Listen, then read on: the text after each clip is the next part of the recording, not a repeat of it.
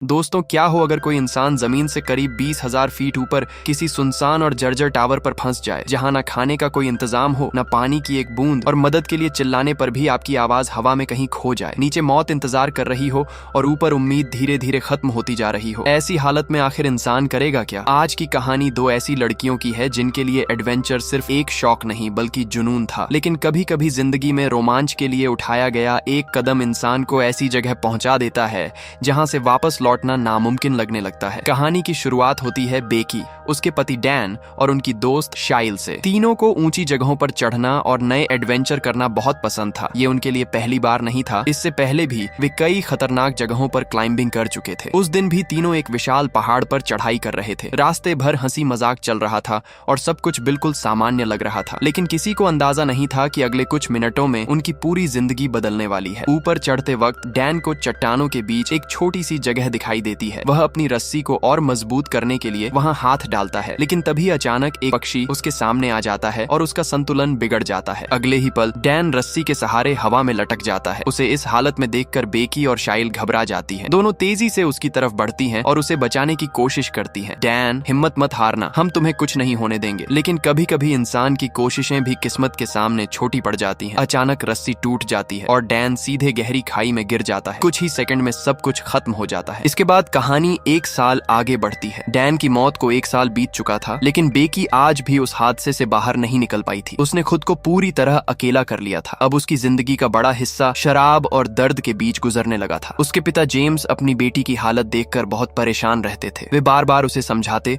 कि जिंदगी रुकने का नाम नहीं है, उसे आगे बढ़ना चाहिए। लेकिन बेकी के लिए यह सब सुनना आसान नहीं था। वह अंदर से पूरी तरह टूट चुकी थी। लेकिन तभी अचानक उसका फोन बजता है। स्क्रीन पर नाम दिखाई देता है, शाइल। फोन पर शाइल थी। असल में बेकी के पिता जेम्स ने ही उससे बात की थी और उसे बेकी की मदद करने के लिए कहा था। शाइल बेकी से मिलने पहुंचती है और उसे समझाने की कोशिश करती है। वह बेकी को एक अजीब सा चैलेंज देती है। वह कहती है कि शहर से दूर एक बहुत ऊंचा और पुराना टावर है जिसकी ऊंचाई लगभग 20,000 फीट है। अगर वे दोनों वहां चढ़ जाएं तो शायद बेकी अपने पुराने डर और दर्द को पीछे छोड़ पाए। शुरुआत में बेकी इस बात के लिए साफ मना कर देती है। काफी देर बाद बेकी भी सोचती है कि शायद अपनी जिंदगी को दोबारा शुरू करने का यही एक मौका है। अगले दिन दोनों उस सफर के लिए निकल पड़ती हैं। रास्ते में दोनों पुरानी बातें करते हुए जा रही थीं। इसी बीच बेकी के पिता का फोन आता है, लेकिन वह कॉल उठाने की बजाय नजरअंदाज कर देती है। कुछ समय बाद दोनों रास्ते में एक छोटे से होटल पर रुकती हैं। उसके बाद वे वहां मौजूद एक वेटर से उस टावर के बारे में पूछती हैं। वेटर दूर इशारा करते हुए कहता है, वो देखो सामने दिखाई दे रहा है, यहाँ से लगभग 2 मील दूर। दोनों उस तरफ देखती हैं। दूर रेगिस्तान के बीच एक बेहद ऊंचा और डरावना टावर खड़ा था। रात होने की वजह से दोनों होटल में ही रुक जाती हैं। सुबह होते ही दोनों फिर अपनी मंजिल की तरफ निकल पड़ती हैं। रास्ते में शाइल अपनी वीडियो रिकॉर्डिंग भी शुरू कर देती है। कुछ देर बाद वे उस जगह पहुंच जाती हैं जहां से टावर साफ दिखाई दे रहा था, लेकिन उससे पहले उन्हें एक लोहे का गेट दिखाई देता है जिस पर खतरे की चेतावनी लिखी हुई थी। गेट बंद था, इसलिए दोनों को अपनी गाड़ी वहीं छोड़कर पैदल आगे बढ़ना पड़ता है। चारों तरफ सिर्फ रेगिस्तान था। सन्नाटा इतना गहरा कि हवा की आवाज भी साफ सुनाई दे रही थी। कुछ देर बाद वे उस विशाल टावर के बिल्कुल सामने पहुंच जाती हैं और उसे देखकर बेकी के चेहरे का रंग उड़ जाता है, क्योंकि अब ऊपर देखना भी डर पैदा कर रहा था। टावर को सामने से देखकर बेकी के कदम अचानक रुक जाते हैं, क्योंकि वह टावर इतना ऊंचा था कि उसका आखिरी हिस्सा आसमान में गायब होता हुआ दिखाई दे रहा था। सिर्फ उसकी ऊंचाई ही डराने वाली नहीं थी, बल्कि उसकी हालत भी बहुत खराब थी। लोहे पर हर जगह जंग लगी हुई थी और कई हिस्से पुराने होकर कमजोर पड़ चुके थे। बेकी थोड़ी घबरा कर कहती है, मुझे नहीं लगता हमें ये करना चाहिए। लेकिन शाइल हमेशा की तरह पूरे जोश में थी। वह मुस्कुराते हुए कहती है, हम यहाँ तक आ गए हैं, अब पीछे जाने का सवाल ही नहीं उठता। इसके बाद दोनों अपनी सेफ्टी रस्सियों को अच्छी तरह बांधती हैं और चढ़ाई शुरू कर देती हैं। शाइल आगे आगे थी और बेकी उसके पीछे। शुरुआती सीढ़ियां तो ठीक थीं, लेकिन जैसे जैसे वे ऊपर जा रही थीं, टावर की हालत और ज्यादा खराब दिखाई देने लगी। सीढ़ियां हल्की हल्की हिल रही थीं और हर कदम के साथ लोहे से अजीब आवाजें आ रही थीं। बेकी के चेहरे पर डर साफ दिखाई दे रहा था, लेकिन वह हिम्मत करके आगे बढ़ती जा रही थी। तभी अचानक जिस स्टेप पर उसने पैर रखा था वह टूटकर नीचे गिर जाता है। एक पल के लिए उसका संतुलन बिगड़ जाता है, लेकिन अच्छी बात यह थी कि उसका हाथ अभी भी टावर को मजबूती से पकड़े हुए था। उसकी सांसें तेज हो जाती हैं। वह नीचे देखती है और नीचे सिर्फ मौत दिखाई दे रही थी। शाइल तुरंत उसे संभालती है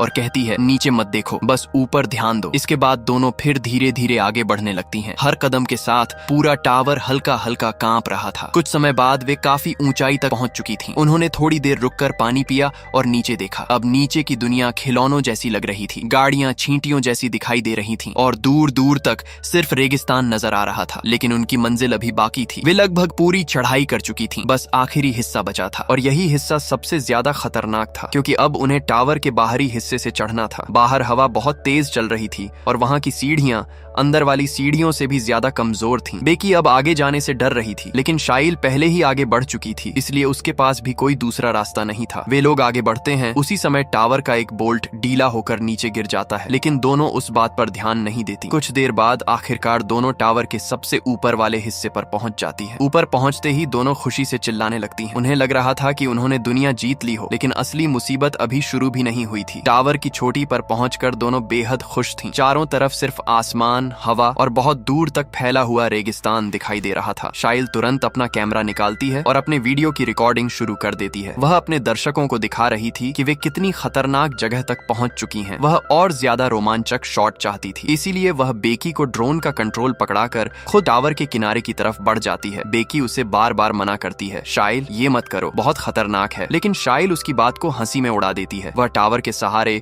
एक हाथ से लटक जाती है और बेकी उसकी तस्वीरें लेने लगती है। कुछ सेकंड बाद वह वापस ऊपर आ जाती है। अब शाइल चाहती थी कि बेकी भी वही करे। शुरुआत में बेकी साफ मना कर देती है, लेकिन शाइल उसे समझाती है कि यही मौका है अपने डर को पीछे छोड़ने का। थोड़ी हिचकिचाहट के बाद बेकी भी तैयार हो जाती है। शाइल उसका हाथ मजबूती से पकड़ लेती है और बेकी भी वही स्टंट कर लेती है। दोनों कुछ पल चुप रहती हैं, लेकिन अब वापस नीचे उतरने का समय हो चुका था। दोनों अपनी सेफ्टी रस्सियां दोबारा ठीक करती हैं और उतरना शुरू करने का फैसला करती हैं। बेकी पहले नीचे जाने लगती है, लेकिन जैसे ही वह पहला कदम सीढ़ी पर रखती है, अचानक जोर की आवाज आती है। ठाक! वो सारे डीले बोल्ट एक एक करके निकलने लगते हैं। अगले ही पल पूरी सीढ़ी टूटकर नीचे गिर जाती है। बेकी का शरीर अचानक हवा में लटक जाता है। कुछ सेकंड के लिए उसकी चीख निकल जाती है। नीचे हजारों फीट गहरी मौत थी और अब उसे सिर्फ रस्सी संभाले हुए थी। शाइल घबराकर तुरंत उसे ऊपर खींचने लगती है। काफी मशक्कत के बाद वह किसी तरह बेकी को वापस ऊपर खींच लेती है। बेकी डर के मारे कांप रही थी, उसकी आंखों में आंसू आ चुके थे, लेकिन जब दोनों नीचे देखती हैं तो उनके चेहरे का रंग उड़ जाता है, क्योंकि नीचे उतरने वाली पूरी सीढ़ी टूटकर गिर चुकी थी। अब उनके नीचे जाने का रास्ता हमेशा के लिए खत्म हो चुका था और अब उन्हें समझ आ चुका था। वे दोनों 20,000 फीट ऊपर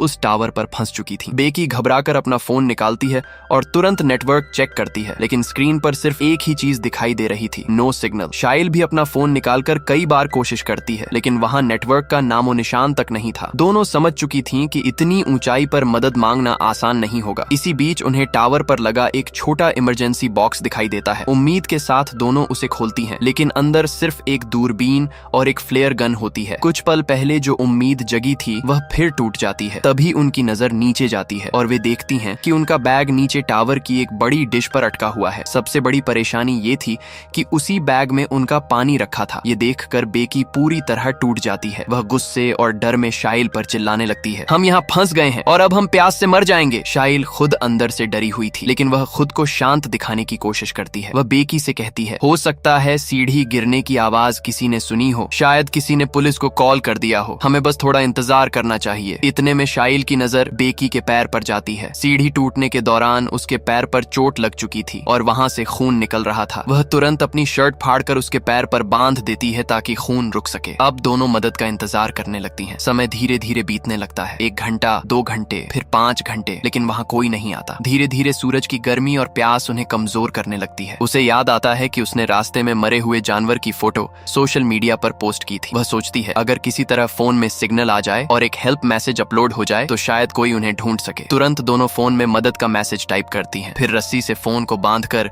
नीचे लटकाने की कोशिश करती हैं। उनकी उम्मीद थी कि नीचे जाने पर शायद सिग्नल मिल जाए, लेकिन उनकी रस्सी बहुत छोटी थी। फोन पर्याप्त नीचे तक पहुंच ही नहीं पा रहा था। शाइल खुद थोड़ा नीचे लटकर भी कोशिश करती है, लेकिन इस बार भी उन्हें कोई सफलता नहीं मिलती। अब धीरे धीरे उनके चेहरे पर डर और निराशा साफ दिखाई देने लगी थी, क्योंकि समय निकलता जा रहा था और मदद अभी भी बहुत दूर थी। काफी देर तक सोचने के बाद बेकी के दिमाग में एक और तरीका आता है। वह शाइल से कहती है, अगर फोन नीचे नहीं पहुंच सका तो क्यों ना फोन को सीधे नीचे फेंक दिया जाए, नीचे सिग्नल मिल जाएगा और शायद हमारा मैसेज अपने आप भेजा जाए। शाइल को भी ये बात सही लगती है, लेकिन एक समस्या थी, अगर फोन सीधे नीचे गिरा तो वह टूट सकता था। फिर शाइल अपना जूता निकालती है और उसके अंदर फोन रख देती है। फोन को सुरक्षित रखने के लिए वे अपने मोजे और बाकी कपड़े भी उसमें भर देती हैं ताकि गिरने पर झटका कम लगे, और जूते को नीचे फेंक देती हैं। दोनों दूरबीन से नीचे देखने की कोशिश करती हैं, लेकिन इतनी ऊंचाई से साफ कुछ दिखाई नहीं दे रहा था। उन्हें समझ नहीं आ रहा था कि फोन बचा भी है या नहीं। उसी दौरान अचानक उन्हें नीचे एक आदमी आदमी अपने कुत्ते के साथ चलता हुआ दिखाई देता है। दोनों की आंखों में फिर से उम्मीद लौट आती है। वे पूरी ताकत से चिल्लाने लगती हैं, हेल्प, ऊपर देखो, हम यहाँ हैं। लेकिन उनकी आवाज इतनी ऊंचाई से नीचे तक पहुंच ही नहीं रही थी। नीचे खड़ा आदमी अपने फोन में व्यस्त था और उसे कुछ सुनाई नहीं दे रहा था। अब शाइल का फोन भी नीचे गिरकर पूरी तरह टूट चुका था। बेकी जल्दी से अपना जूता निकालती है और नीचे उस आदमी की तरफ फेंक देती है। जूता उसके पास जाकर गिरता भी है। दोनों खुशी से उछल पड़ती हैं। उन्हें लगता है कि अब वह आदमी ऊपर जरूर देखेगा, लेकिन नीचे खड़ा आदमी जूते को उठाकर कुछ सेकंड देखता है, फिर आसपास नजर घुमाता है और उसे किसी का पुराना फेंका हुआ जूता समझकर दूर फेंक देता है। अगले ही पल वह अपने कुत्ते के साथ वहां से चला जाता है। उनकी आंखों के सामने उम्मीद फिर टूट जाती है। अब उनके पास सिर्फ एक आखिरी मौका बचा था और वो था रात का इंतजार। धीरे धीरे शाम होने लगी है और सूरज की रोशनी कम होने लगी है। दोनों की नजरें लगातार नीचे टिकी हुई थीं। उनके पास अब सिर्फ एक आखिरी उम्मीद बची थी, फ्लेयर गन। जैसे ही अंधेरा बढ़ता है, बेकी फ्लेयर गन को मजबूती से पकड़ती है। दोनों एक दूसरे को देखती हैं और फिर आसमान की तरफ निशाना लगाकर फ्लेयर चला देती है। अगले ही पल आसमान में तेज लाल रोशनी फैल जाती है। कुछ सेकंड बाद उन्हें नीचे दूर दो आदमी दिखाई देते हैं। दोनों खुशी से चिल्लाने लगी हैं, हमें देख लिया, हमें देख लिया। उनके चेहरे पर लंबे समय बाद उम्मीद दिखाई दे रही थी। लेकिन कुछ देर बाद शाइल दूरबीन से देखती है कि वो दोनों आदमी उनकी तरफ नहीं बल्कि उनकी कार की तरफ जा रहे थे। शुरुआत में उन्हें लगा कि शायद वे मदद के लिए आए हैं, लेकिन अगले ही पल वे दोनों आदमी कार का लॉक तोड़ते हैं और उसी कार को लेकर वहां से भाग जाते हैं। ये देखकर दोनों की आंखें खुली की खुली रह जाती हैं। जिस उम्मीद ने कुछ सेकंड पहले उन्हें जिंदा कर दिया था, उसी ने अब उन्हें फिर तोड़ दिया। अब उनके पास कोई रास्ता नहीं बचा था। रात और भी गहरी होती जा रही थी। दोनों बहुत थक चुकी थीं। उन्हें नींद भी आ रही थी, लेकिन यहाँ सोना मौत को बुलाने जैसा था। अगर जरा सा भी संतुलन बिगड़ता तो सीधा नीचे हजारों फीट की गहराई थी। इसीलिए दोनों जागते रहने के लिए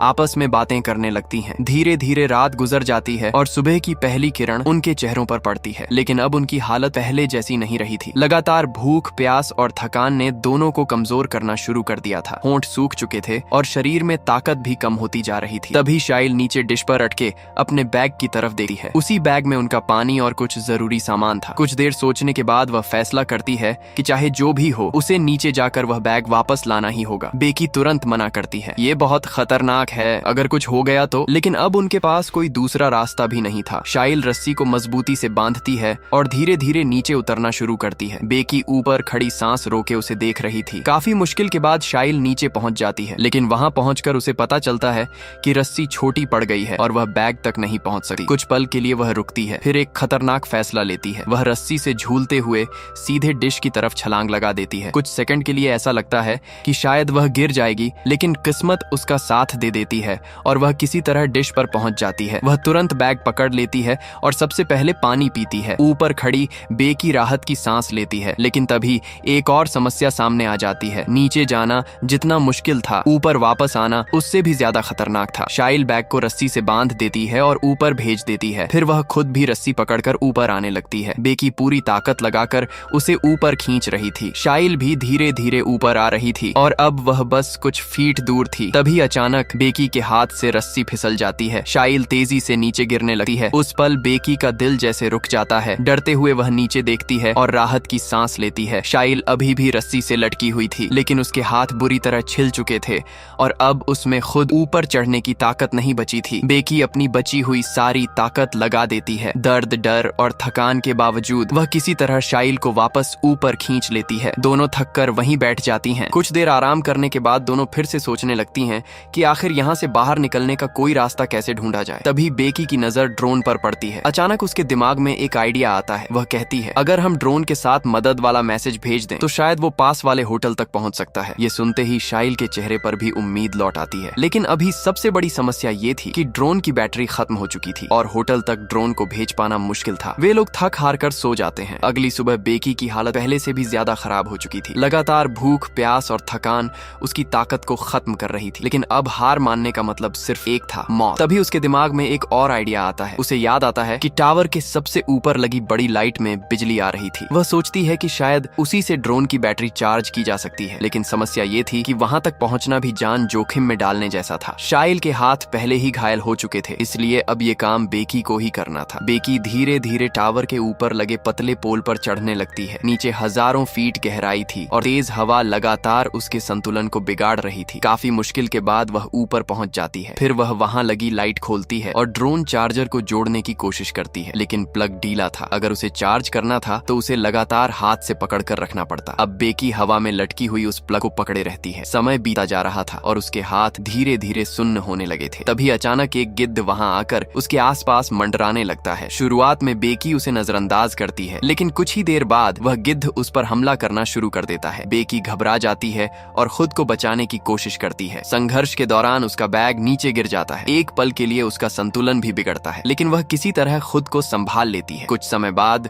ड्रोन की बैटरी आखिरकार पूरी तरह चार्ज हो जाती है। वह नीचे वापस आ जाती है और दोनों फिर से उम्मीद के साथ ड्रोन उड़ाती है। ड्रोन इस बार तेजी से होटल की दिशा में बढ़ रहा था। दोनों के चेहरे पर काफी समय बाद मुस्कान दिखाई देती है। उन्हें लग रहा था कि शायद अब सब ठीक हो जाएगा, लेकिन किस्मत अभी भी उनका साथ देने के मूड में नहीं थी। जैसे ही ड्रोन होटल के करीब पहुंचने वाला होता है, अचानक उसकी टक्कर सामने से आ रहे एक ट्रक से हो जाती है। धड़ाम! ड्रोन टूटकर नीचे गिर जाता है। स्क्रीन पूरी तरह ब्लैक हो जाती है। कुछ सेकंड तक दोनों बस उसे देखती रहती हैं, क्योंकि अब उनकी आखिरी उम्मीद भी खत्म हो चुकी थी और उन्हें बिल्कुल अंदाजा नहीं था कि अब जो सच सामने आने वाला है वह उनकी पूरी कहानी बदल देगा। शाम होने लगी थी और आसमान का रंग धीरे धीरे बदल रहा था। उनके शरीर में अब इतनी भी ताकत नहीं बची थी कि वह ठीक से खड़ी रह सके। तभी बेकी शाइल से उसका दूसरा जूता मांगती है। वह कहती है, अगर मुझे तुम्हारा दूसरा जूता मिल जाए तो शायद मैं एक बार फिर फोन नीचे भेजने की कोशिश कर सकती हूँ। लेकिन शाइल अचानक कुछ सेकंड के लिए चुप हो जाती है, फिर धीरे से कहती है, मेरा दूसरा जूता नीचे डिश पर गिर गया था। बेकी को उसकी बात थोड़ी अजीब लगती है और तभी कहानी अचानक एक ऐसा मोड़ लेती है जो सब कुछ बदल देता है। बेकी को एक एक करके पुरानी बातें याद आने लगती हैं। वह पल जब शाइल नीचे बैग लेने गई थी, फिर रस्सी फिसली थी और वह नीचे गिर गई थी। अचानक सच्चाई सामने आती है। असलियत ये थी कि शाइल कभी वापस ऊपर आई ही नहीं थी। जब बेकी के हाथ से रस्सी छूटी थी तब शाइल सीधे नीचे डिश पर गिर गई थी और उसी समय उसकी मौत हो चुकी थी। बेकी के पैरों तले जमीन खिसक जाती है। उसकी आंखों से आंसू बहने लगते हैं। इतनी देर से जिससे वह बातें कर रही थी, जो उसे हिम्मत दे रही थी, वो असल में वहां थी ही नहीं। वह सिर्फ बेकी के दिमाग का भ्रम था। बेकी अकेलेपन, दर्द और डर की वजह से अपनी दोस्त को अपने आसपास महसूस कर रही थी। यानी उस वक्त से लेकर अब तक वह पूरी लड़ाई अकेले लड़ रही थी। ये सच सामने आते ही बेकी बुरी तरह टूट जाती है। वह रोते हुए बैठ जाती है, लेकिन उसी पल उसे शाइल की कही हुई बातें याद आती हैं। हार मत मानना। बेकी अपनी आंखों के आंसू पोंछती है। अब उसके पास खोने के लिए कुछ नहीं बचा था, लेकिन जिंदा रहने की एक वजह अभी भी बाकी थी। अब बेकी पूरी तरह टूट चुकी थी, लेकिन उसके अंदर जीने की इच्छा अभी खत्म नहीं हुई थी। अगली सुबह उसकी हालत और भी खराब हो चुकी थी। तभी अचानक एक गिद्ध उसके आसपास मंडराने लगता है। कुछ ही देर में वह उसके जख्म पर हमला करने लगा है। पहले तो बेकी डर जाती है, लेकिन अब उसके अंदर सिर्फ एक चीज बची थी, जिंदा रहने की जिद। वह पूरी ताकत लगाकर उस गिद्ध को पकड़ लेती है। बहुत संघर्ष के बाद वह उसे मार देती है और अपनी भूख मिटाने के लिए मजबूरी में उसे खा लेती है। ये उसके लिए आसान नहीं था, लेकिन अब उसके सामने सिर्फ एक ही नियम था, या तो जियो या खत्म हो जाओ। कुछ देर बाद उसमें थोड़ी ताकत वापस आ जाती है। अब वह एक आखिरी प्लान बनाती है। वह रस्सी के सहारे नीचे डिश तक उतरती है जहाँ शाइल की बॉडी पड़ी हुई थी। उसकी आंखों से फिर आंसू निकलने लगते हैं। वह अपनी दोस्त को आखिरी बार देखती है और धीरे से कहती है, मुझे माफ करना। फिर वह अपने पिता के लिए एक मैसेज टाइप करती है, मैं इस टावर पर फंसी हूँ, मेरी मदद करो। लेकिन समस्या वही थी, फोन नीचे पहुंचना जरूरी था। इस बार वह फोन को जूते के अंदर रखती है, लेकिन उसे पता था कि फोन टूट सकता है, इसलिए मजबूरी में वह फोन को शाइल की बॉडी के अंदर सुरक्षित रखती है और भारी दिल के साथ उसकी बॉडी को नीचे गिरा देती है। कुछ समय बाद नीचे फोन को नेटवर्क मिल जाता है। मैसेज उसके पिता तक पहुंच जाता है। जैसे ही जेम्स वो मैसेज पढ़ते हैं, उनके होश उड़ जाते हैं। वह तुरंत पुलिस और रेस्क्यू टीम को लोकेशन भेजते हैं। कुछ समय बाद कई गाड़ियां उस टावर के नीचे पहुंचती हैं। जैसे ही वह नीचे आती है, दौड़कर अपने पिता के गले लग जाती है। वह रोते हुए कहती है, आप हमेशा सही थे, और उसके पिता